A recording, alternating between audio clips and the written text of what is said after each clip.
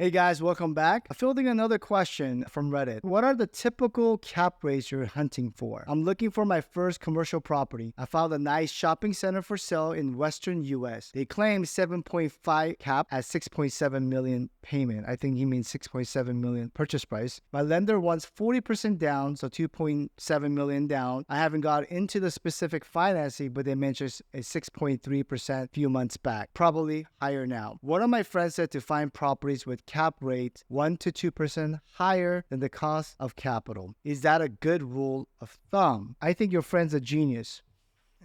I think that's pretty much the advice I give. But I mean, there's generally 1 to 2, but typically I would say 200 bips to 250 bips, which means 2 to 2.5%. In a healthy market, regardless of which market you're in, right? So if you're in New York, California, Austin, you're going to have a compressed cap rate. So it's going to have like, in a very healthy market, you have probably seen interest rate at 3%, then you can get 4 or 5 cap. That still makes sense, right? So you see that 2% difference? That's what you call a spread. So when you look at the interest rate to cap rate, if you go all the way back, I think 94, they probably even go further. Usually you'll see a healthy spread over the interest rate. So if your interest rate's like 3%, you'll see cap rate at 4.5, 5, 6. If it goes up to 5%, you'll see the cap rate at 7 to 7.5% to even 8%. So that's a good general rule. When the market gets super hot, you'll see an inflection point because more people are willing to take more risk. It's a component of risk factor to what the market interest rate's going to be. If you're going to be more risky, you can come down and be more aggressive. That's how the cap rate really works. It's a loaded question because now if that 7.5 cap fully stabilized in that retail, so is that retail property 100% occupied? And if it's 100% occupied, how many tenants are there? And when are these tenants lease expiring? That's called a rollover. So assuming everything is fully stabilized at 95% to 100% and you're getting a 7.5 cap and you're financing 6.3,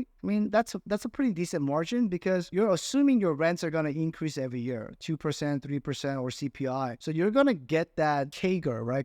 It's going to be a compounding growth. So essentially over time, over 5 years, you're going to outpace that 6.3% interest rate. It could be amortized, it could be interest only, but I think 1 to 2% higher is a good rule. I would frankly look for 2.5% to really mitigate because now we're going into the cycle where recession will come, where tenants might start defaulting, or you might have a harder time retaining the tenants. So you want that initial buffer so that you are situated well during the recession or the downturn. You always want to have optionality. You never want to give up property because you're over-levered or too aggressive. Everyone makes a mistake, but you really want to mitigate your downside. So I think 2.5% is an ideal cap rate spread against the interest rate. Hope this information was helpful. If you found this content valuable, please like, follow, subscribe, and leave us a comment. Thank you.